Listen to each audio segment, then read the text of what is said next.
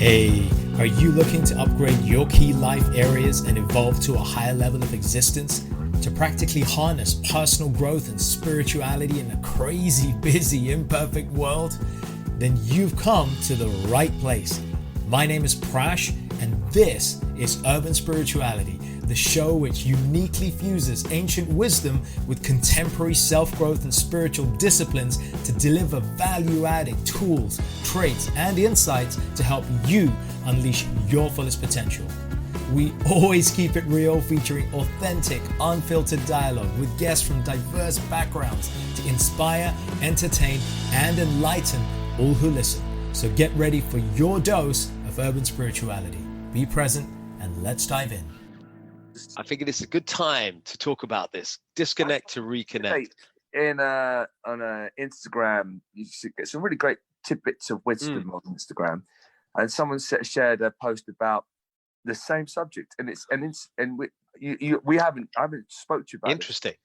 And it's in Harvard studies. They found that for work, it's about productivity at work. Harvard studies, they said the optimum work environment should be 90 minutes of work with 20 minutes of relaxation, disconnection. Yep. And that would create a state of flow. And I've just thought so many times if I'm really focused on something, I can really focus on something. And this is about looking at Harvard studies. I'm sure everyone watching this, you get really into something, you get so passionate, but then you actually get brain melt for a time. And you want to take more coffee and get more stimulants. And come on, I really want to do this, but you just end up getting nowhere. Absolutely. So, and I've noticed it is great to just get up, move, walk. Yeah. And the best thing, anything, is meditate. And what I've learned in my crazy life, the one thing that I've always gone to, and I've said this time and time again, because we run mind, body, and spirit retreats, and when your mind is overtaking everything and it's so crazy, and like I've gone to the gym, and it's disconnected me, and it's almost it's reconnected me. But there is a flip side to that. Yeah. Because I'm stressed and I can't think straight, and I need to really work. And the last thing I can't go and have a workout. I've got too much to do. All right, I know I'm going to go and work out because I'm actually it's my form of meditation. Not knowing what meditation is, now I understand it's become a fantastic form of meditation. Right. But the caveat to this is where I've done that so much, there's so much stress, I end up working out 3 or 4 times a day and end up getting run down. So I've had to learn other techniques to disconnect. Sometimes that could just be being silly. I'm often Mr. Serious all day long. And when I do my boot camps, and even though I'm the professional, I know my stuff, I make it fun. I say, let's be children, let's play. Within reason, obviously there's got to be some... Got to be there, yeah. Responsibility, but it's about being silly. And it's about having a laugh and we need that in life.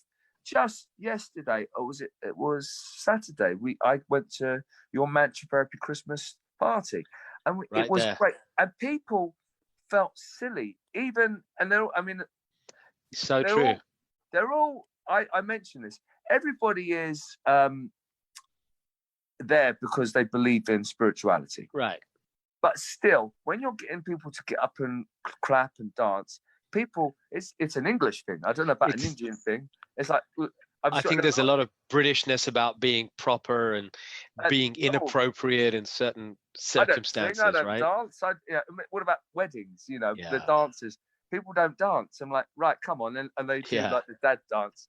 But when you can actually just let yourself go without feeling, it's fabulous, and you're disconnecting from the way you should be. And we all need to learn that every single day. So true.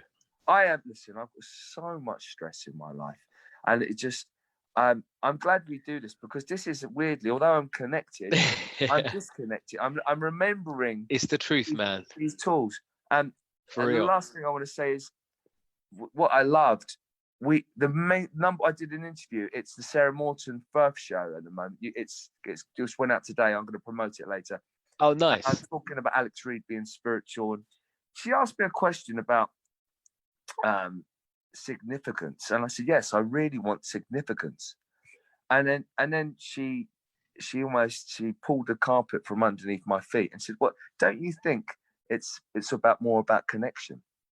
Au contraire, you're absolutely right. I want significance, and I push myself in all the work and the projects, because I want to be.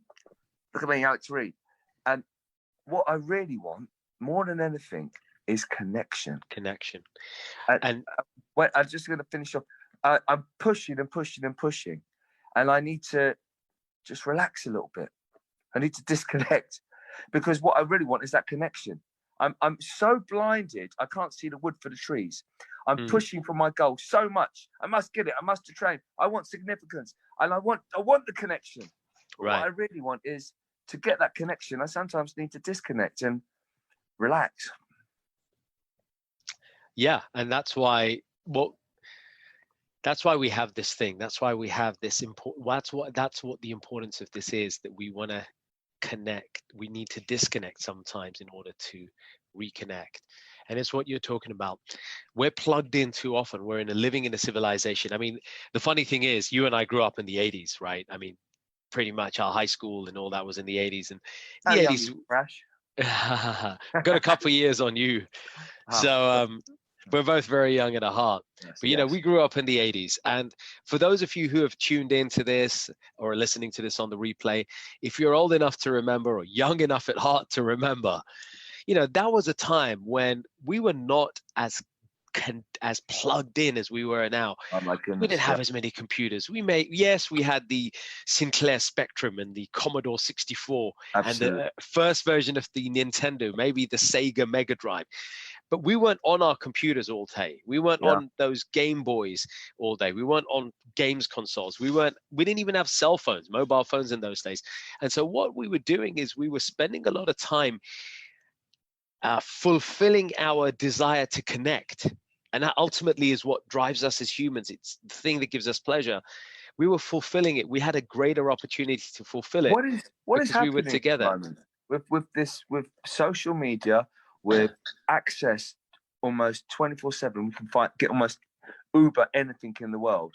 We're going to have it straight away. What is that doing to us? Are we less connected? I mean, we're more connected, but we're less connected. Absolutely, because there's multiple things that it's doing to us from a psychological perspective. And yes, there are advantages. We're not disparaging the benefits that these sorts of immediacy technologies bring us. Okay, that these technologies are bringing the world together. This technology is allowing us to do what we're doing right now, to connect and speak.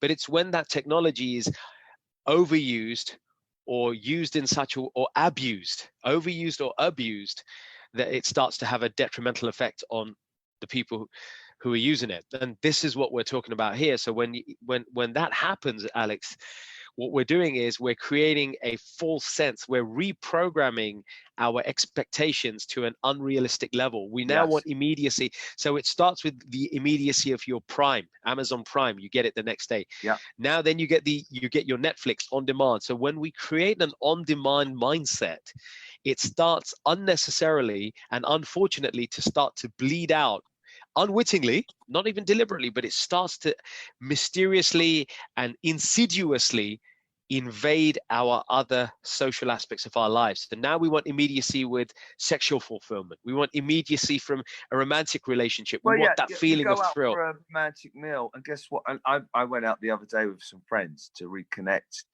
and I checked myself. I said, "Look, guys, what we're all doing, what we all got on the table, we all had our mobile phones." And at one point, we were all texting or doing something. And I'm like, what's this all about? And it reminded me of one of the things I did in my recent life, which was Big Brother, Celebrity Big Brother. And I wasn't allowed my mobile phone or any outside connection with social media, with a newspaper. And do you know what it forced me to do? Connect with the other people. So I was disconnecting from the outside. And it was wonderful, that community. And that I say like that when we were at your Manchester therapy on the weekend, and I said, look, we'll feel a bit silly at first, dancing And it was lovely because when you actually get into it and relax, people relaxed. People and relax. Then we're going for it at some. Yeah, you're like, Yeah. oh yeah, I feel a bit silly doing these mantras and not at the dance. end, eh? Then you're like, do you know what? Fuck it. Excuse my language. Yeah. Fuck it. I'm gonna just dance and go for it and yell and shout and Absolutely. when people are like that, well, it's great, and you can see them relax, and that's got so many health benefits. Yeah. Stress, just live life. And what's life all about? Let's have some fun. Obviously, we've got to do serious stuff, but we need to play. We need to play. But and what I personally am, I'm always. I've got, like I said, I want significance. I'm striving. I've got to work. I've got to do stuff. I think absolutely. And so, but the first thing, what's the first thing most people do? And I'm still guilty of this. When I go to bed, before I go to bed and won't get up, mobile phone, emails. We want to check. We want to see what's going down, right? What's going on? I need to be connected. Right. What's going on? Right. Yeah, absolutely. And so what you're talking about is it's the cornerstone of our success and our undoing.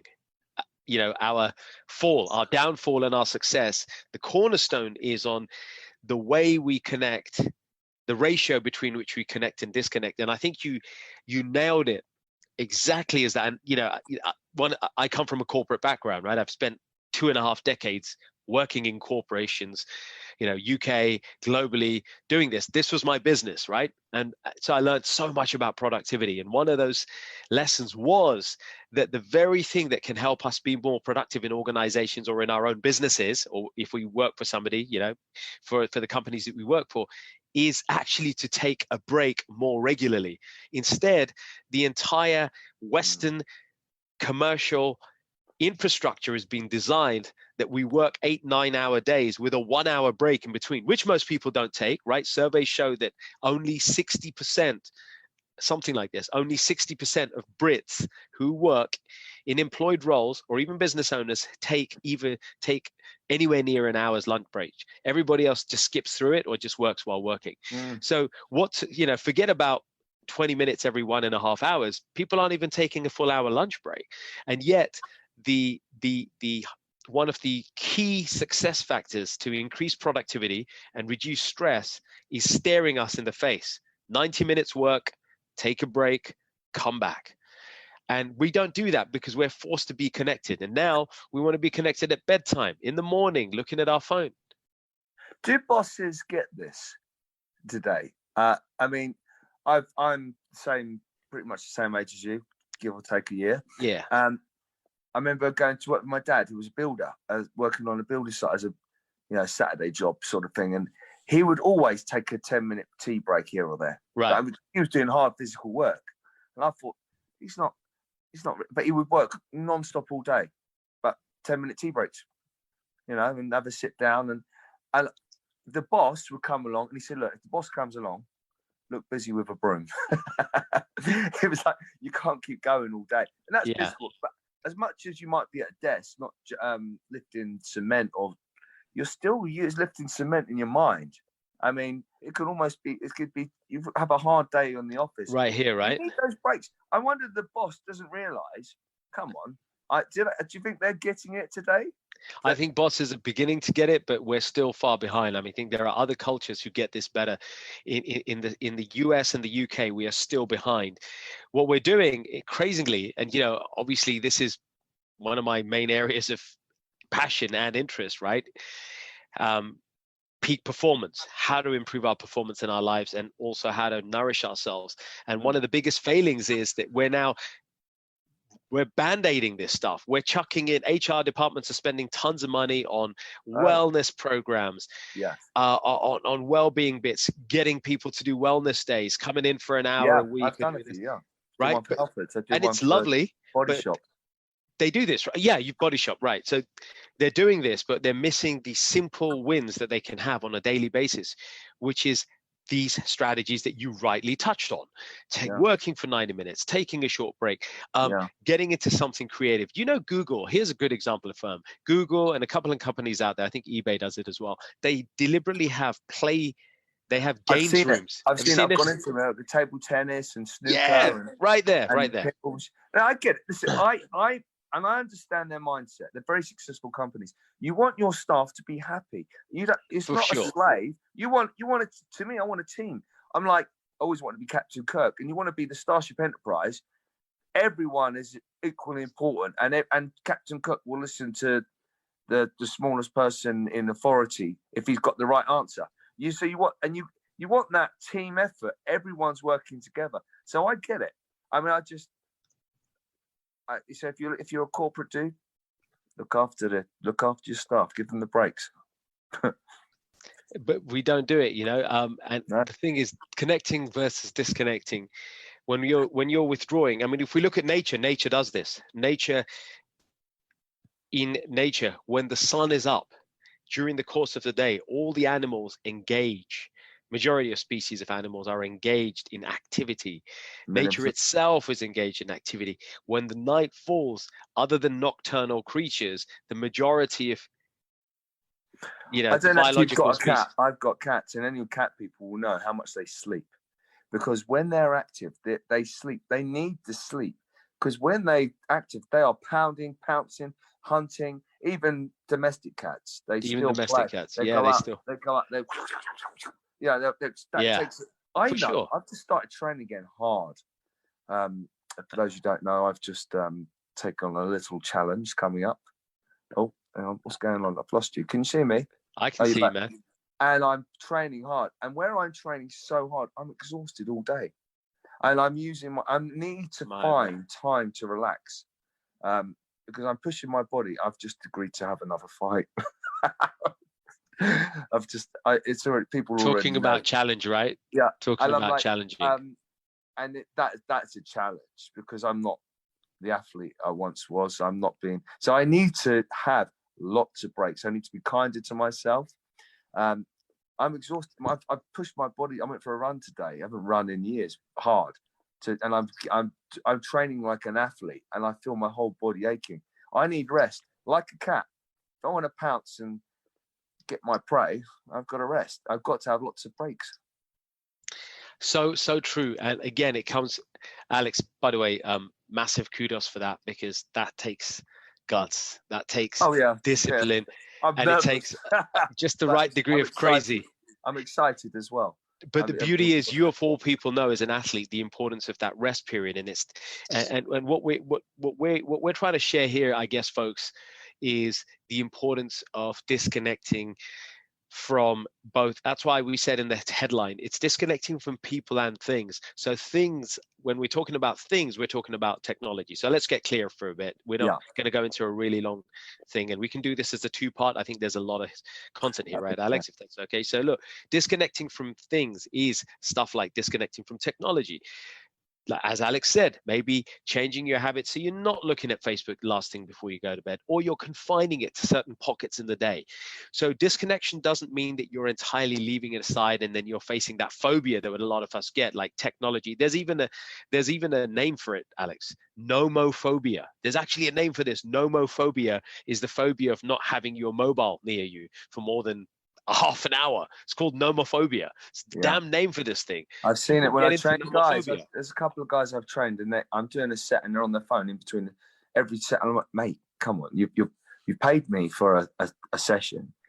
Use me. Don't look at your phone. Let's come on.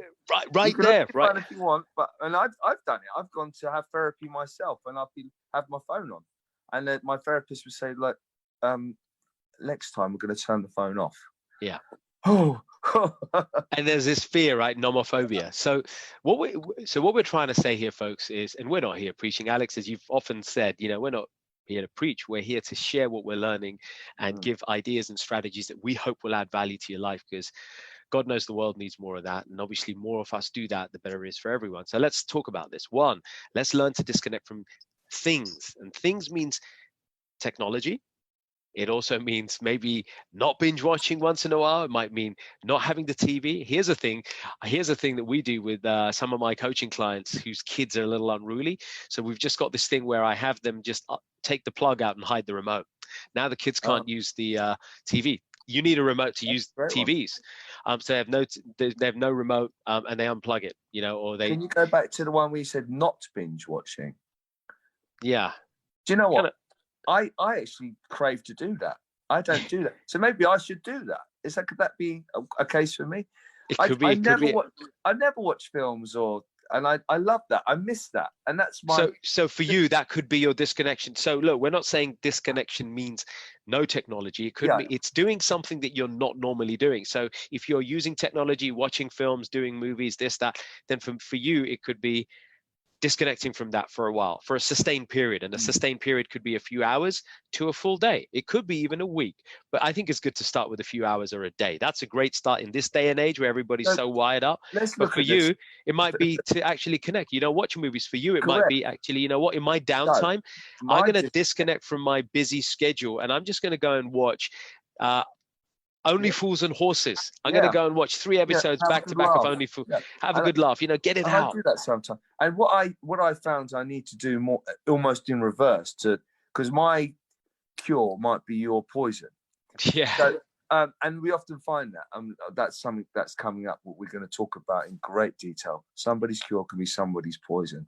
That's another subject. But my get out of jail, disconnect is going to the gym. And I need to stop doing that. I mean, I know I need to train, and right now I need to be extremely specific. So if anything, I need to rest. I mean, I want to do more. I need to be the best. I've got to train. And if you train too much, what I need to do is go and actually watch a few films, and sit down. And although that's meditation is fantastic, and we teach that on our retreats, and the actual proper practical breathing. Silencing your mind is the best disconnection to reconnect bar none. It really is. It is. But for me, like I said, going to the gym, which can be almost a bit of poison to me because my body needs to rest. Right. So maybe for me, maybe I should lie on the couch and watch a film. You know what? For real, that is just watching a film. So, and this is the point. Sometimes it's doing, as I said, it's doing the thing that you're not necessarily doing all the time. Do that as your disconnect. And for you, it could be that you don't watch movies, so it could be that for you. But what we're talking about here is making technology our friend, and for technology to be our friend. It's like when you're dating somebody. Here's just an example, right? Imagine you're dating somebody, or there's somebody you love hanging out with. Imagine you're one of your best friends. Let's not go down the romantic path. Imagine it's one of your best friends. Imagine if you saw your best friend all the time, at dinner time, at breakfast, in the afternoon. After a while, you're kind of going to you both kind of get worn. So the strange paradox in life, and sorry guys if I'm getting a little philosophical here, but I'm sorry.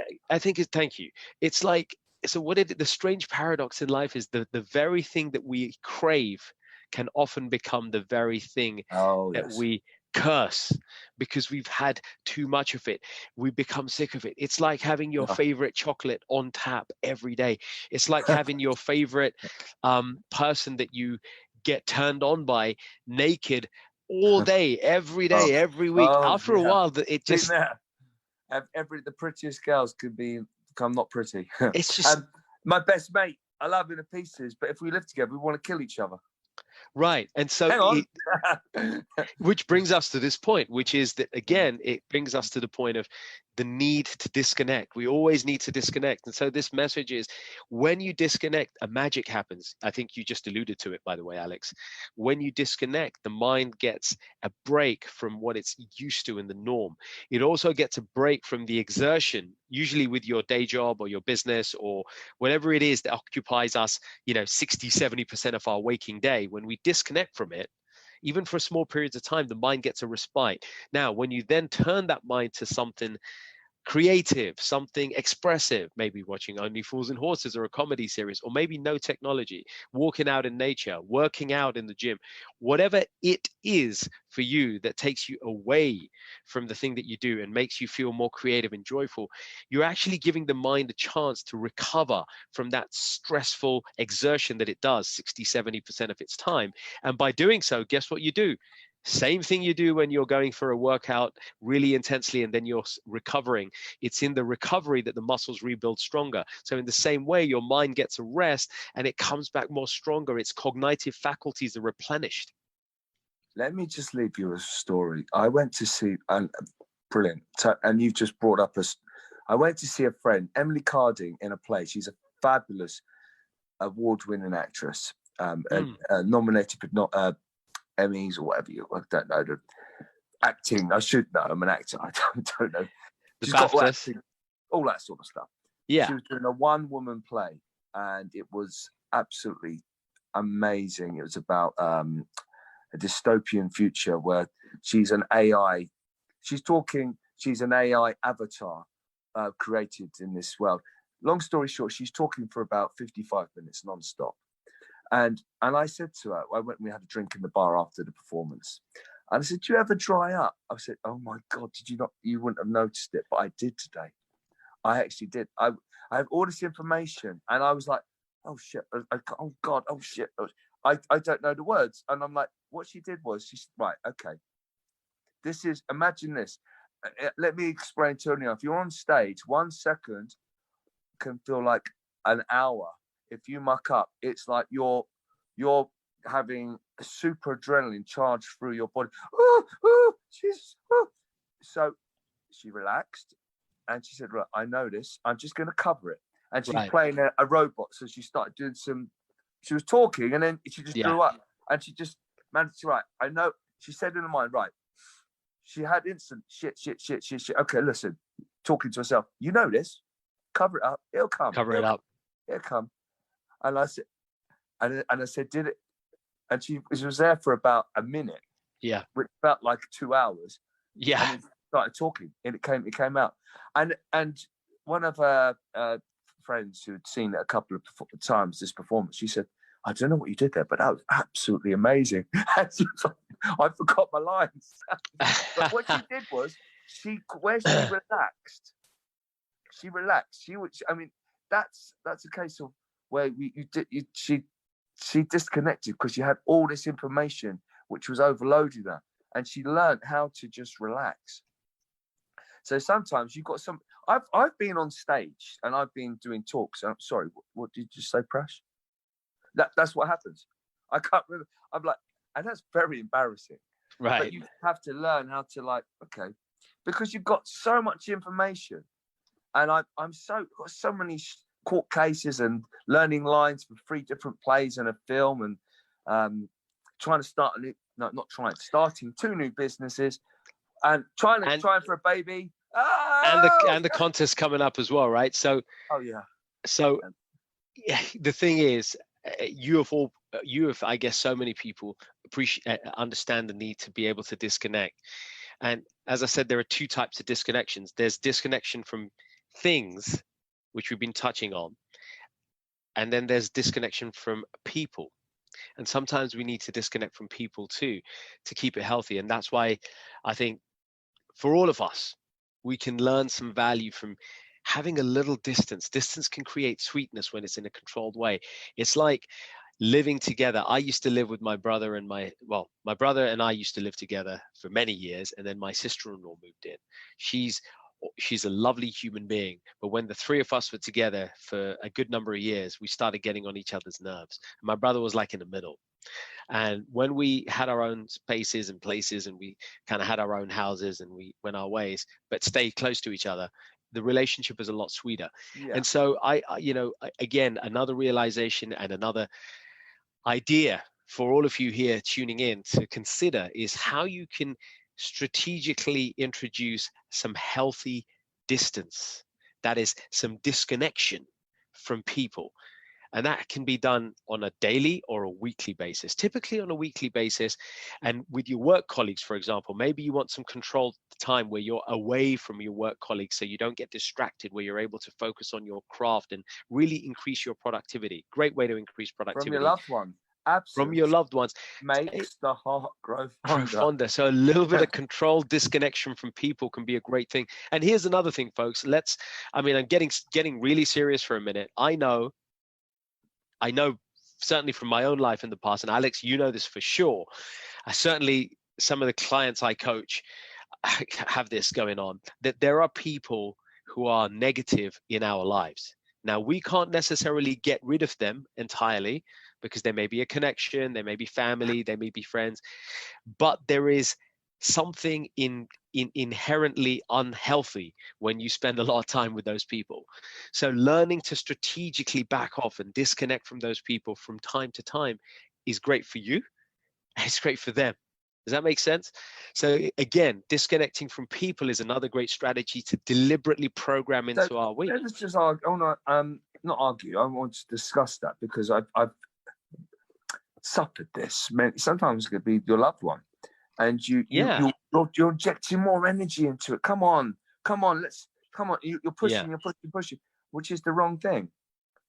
I mean, obviously, you need to talk. If you're stop being so negative. Come on. I'm coming here. Let's be positive. Come on, let's be happy. Come on. Yeah. You did this. I knew that. You did this. I knew that. Oh, come on. Exactly. So you need to just like walk away. Isn't it? Sometimes silence speaks 1,000 words. Sometimes you've just got to do that walk away, and I think it's so true. You sometimes you have not to talking about walking away emotionally. No. Because you still love them. You're just having a retreat. Whenever I've had arguments with my lovely Nicola, I always go and walk away and I just half an hour, and I'm like, and I'm like, I change. You change. I'm like, and I just need to just shut up. I'm just going. I'm going out, going for a walk. Absolutely. Half an hour, I feel, all right. Do you know what? I was a bit of a dick there. You were a bit of a dick as well. Let's have a cuddle. Beautiful. So beautifully put. The magic of disconnection, folks. I guess we're at time, Alex. Hey folks, thanks so much for listening. I really hope you enjoyed this episode, and as with all our episodes, found something to inform, inspire, and empower you in your personal and spiritual journeys in life. As always, feel free to leave a little love through your ratings and comments, subscribe, and share it with those you care about. And take your personal and spiritual evolution to the next level by joining us on one of our unique events, workshops, or retreats, or taking advantage of our personal and professional coaching packages. Find out more about us at mantratherapy.co.uk. I'm your host, Prash K. This is Urban Spirituality, and we will catch you on the next episode.